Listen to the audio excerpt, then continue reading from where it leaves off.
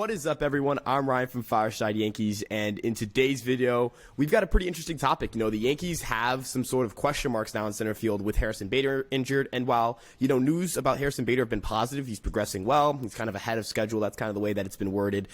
He shouldn't be out for too long. Harrison Bader is an injury-prone player. This isn't a guy who's, consistently had a very good track record in terms of his health, and he's also a player that's, every player needs off days, so, as the Yankees try to fill in the hole in center field for now, as the Yankees, give rest days to Bader in the regular season, or if he goes down from another injury, the Yankees acquired Bader to avoid putting Judge in center field. So, can Oswaldo Cabrera potentially be that option, right? We've seen Cabrera get featured in center field pretty frequently lately in spring training, especially after the injury to Harrison Bader.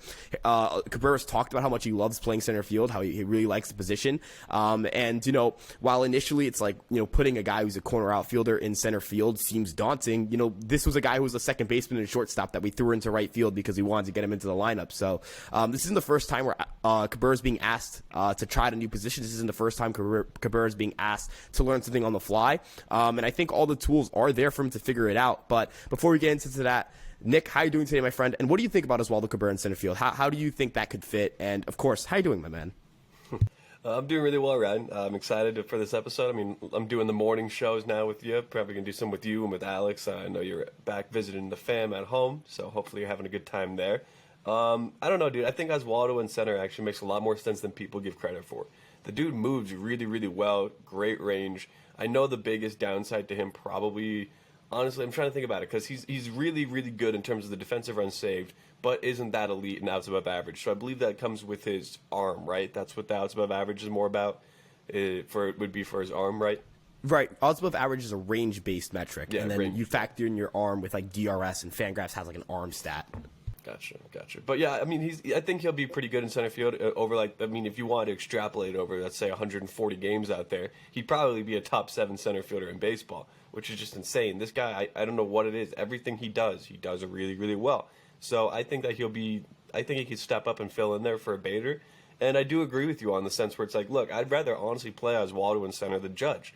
Let's keep Judge as healthy as long as possible. And I know that there's not really any health concerns like, oh, he's got to stay healthy. Not in that sense, much more in the sense where it's like, hey, you put Judge in center, he's going to be running around a lot more. He's going to be worrying, he's going to be running more, he's going to be jumping more, he's going to be having to cover more ground, especially if you put Stanton right, so he's going to be having to pick up a little bit after Stanton. I think that it makes more sense to put Oswaldo in center than Judge in center at this point. Especially because, like you said, the dude plays every position. I think yesterday, or maybe it was the day before, he played first base, too. So, he played everywhere so far except catcher, and that's pretty damn crazy. Yeah, it's one of those things where I view Oswaldo Cabrera as someone that the Yankees can also utilize to kind of get other dudes in the lineup.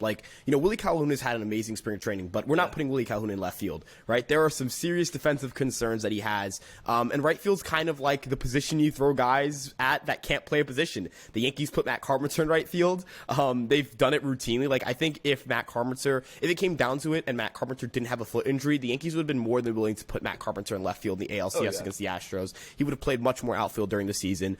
Willie Calhoun, even if he's a bad defensive right fielder, he probably won't be atrocious just because it's a super easy position to play there. It's a small right field. The throwing velocity, you can kind of lean on that a lot more to prevent extra base hits. There's not as much ground to cover. It opens up possibilities for the Yankees, or even that kind of dream ideal starting lineup where you could put Torres at DH and have Volpe and Peraza up the middle and Stanton in right field. That's made more possible by having outfield versatility for Oswaldo Cabrera. He's also a switch hitter, right? I know that, I personally speaking, I'm a believer that you just get your best 9 guys in the lineup, but it doesn't help to have one of those best 9 guys be someone who's also left-handed. The Yankees are a team that's pretty right-handed. This is a ballpark that plays to left-handed hitters pretty well, and Cabrera's shown that he can really pull the ball in the air a lot. He's one of the best guys in base when it comes to pulled fly ball rates, and you're looking at him as someone who can, break up the lineup with righties. You hit him 6th, you have, Rizzo at the 3 spot, Cabrera at the 6 spot. That breaks up a lot of the righties in between. Teams are not going to just be able to go to ultra right-handed dominant relief pitcher, unless they're trying to attack the bottom of the lineup. But even then, LeMahieu's really good against righties. It doesn't matter who you put in front of Aaron Judge. He will hit a home run off of them. I don't think you're trying to play matchups with Aaron Judge. But, Cabrera adds not just versatility on the field, but he also adds it to the lineup. And I think that that's something the Yankees need to have in the lineup as much as possible. You said this before, but losing Harrison Bader sucks. Harrison Bader's a great player. He's a great defender, great base runner, but Oswaldo Cabrera being a guy you can throw into the outfield makes it hurt a little bit less, because I think Cabrera is arguably the better hitter between the two. You might be taking a step forward in your lineup rather than a step back. And end of the day, when Harrison Bader comes back, when these guys come back, other guys are going to get hurt, right? I know Aaron Hicks was mostly healthy last year, but he's he's not someone that you can say has 100% or even a better than 50% chance of avoiding an IL stint this year. Aaron Judge, as healthy as he's been, you don't want to throw him in center field that often. He played more games in center field than he did right field last year. This is no longer a guy entering free agency. This is a guy that you now have on a very expensive 9-year contract. He is an investment you have to protect. Giancarlo Stanton is someone that you would like to get into the outfit a little bit more, but again, Cabrera can fill that void, and if Stanton needs to be the DH for a while, he can do that, right? We've seen that when Stanton gets hurt, the Yankees kind of ease him into just being a DH. They don't want to just rush him back into the outfield. Yeah. Or even in the infield, right? Someone goes down the infield, Cabrera's there, right? The more positions that Cabrera can play, we've seen him play some first base as well in spring training, and he played there against Milwaukee last year. That was his professional debut at first base, by the way. An in-game substitution at first base, which is incredible to me. But he's a guy with great adaptability, with great defensive instincts, with great abilities. His bursts are above average. His reaction times are above average. His jumps are above average. His range, actually, in terms of feet covered, are above average. The one thing he's below average in, and it's not by much, is his routes, but I feel like out of all the tools I just mentioned, that's the most technical skill. That's the one that you can work on in camp and improve upon. You can't really wake up the next day and have a better arm, right? That's something that, it's part of it is natural physical gifts. The other part of it is, getting stronger, which can come at the sacrifice of speed. So I don't know if you agree with me here, but I feel like the physical tools are all there for him to play center field, and it also just opens up a bunch of ideas for the Yankees. I know you love Willie Calhoun, so I want to kind of get your brain on that, or pick your brain on that. No, absolutely. You're 100% right. And again, it doesn't hurt to have a true super utility player. I mean, I know the Yankees are trying to turn IKF into that. So one, it probably increases his trade value. And two, so it makes more sense for them when they have him on the bench. They're like, hey, we're not just keeping a guy that plays shortstop barely and third base on the bench. Now we're keeping a guy that plays third base, shortstop, center field, left, second base, catcher, if you really wanted to throw that back in the mix. So the Yankees are trying to make some more things happen this spring. And I really like to see it, honestly. Again, last year, Oswaldo was so good in right field and still was pretty damn good in left field that it kind of made you question, could he play center field? And could he do it for a couple of games here and there if Bader was injured? And the answer is yes, honestly. I mean, he made a diving shoestring catch already this spring. He's played a couple of balls really nicely in the gap. He doesn't really miss his cutoff man. He knows what he's doing. So, I do think Oswaldo Cabrera could be a really good center field answer. And like you said, Willie Calhoun, that dude is earning his keep on the roster this year. I mean, look, like you said, he's not the best defensive outfielder by any means. Lord, no. But he's very, very, very, very good at the plate. So it's like you probably want to do whatever you can to keep his bat in the lineup, especially later in the season. Like, let's say if he comes up and he makes the roster opening day and he only has like 40 at-bats for the first 2 months of the season, then yeah, it's going to be like, okay, maybe we don't need to have Willie Calhoun on this roster. But with the current injury situation to Bader, you know that there's probably going to be some injuries that pop up here and there throughout the season. Rizzo at first base, Judge and DH in right field. I want to say DJ is going to be healthy all year, but you don't know. It's nice to have Oswaldo on this team, is what I'm trying to get at. Because Oswaldo could play first base. Oswaldo could play third base. He could play right field, left field, center. It's actually truly insane to me how good this kid is defensively wherever you put him in the outfield or the infield. He just continues to excel. So I think that this could be a really, really big year for Oswaldo.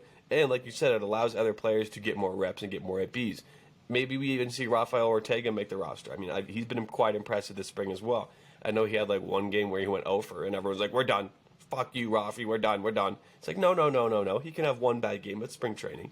But I don't know, dude. I'm a very, very big believer in Oswaldo Cabrera.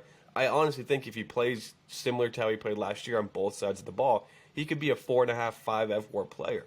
Like, that's how good this guy is. He could be a 105 WRC plus bat, sure, but his defense will just carry him to the finish line. So I don't know. I want Oswaldo to get as many opportunities as possible. Last year was just the beginning, and I do think this year he'll turn another page and be even better. Yeah, and He could be a 20 home run, 15 steals guy. Yeah, he can very easily with bigger base. I think he can get even to 20. He can put up together a 2020 season. It's not not something that's out of the cards for him. And another thing too is we talk about a lot of rookies on this channel, on this show. I know Jason Dominguez isn't a rookie; he's still a prospect. He's not going to be in the major leagues on opening day. He's already been reassigned to camp. But Volpe, Peraza, guys like that, right? We talk about how exciting they are. Out of that crop of young prospects, this next upcoming generation of Yankees, Cabrera's the most established major leaguer, right? He's the one with the most major league success out of this group so far, right? I think I understand, he's 2 years older than Peraza. He's 3 years older than Volpe.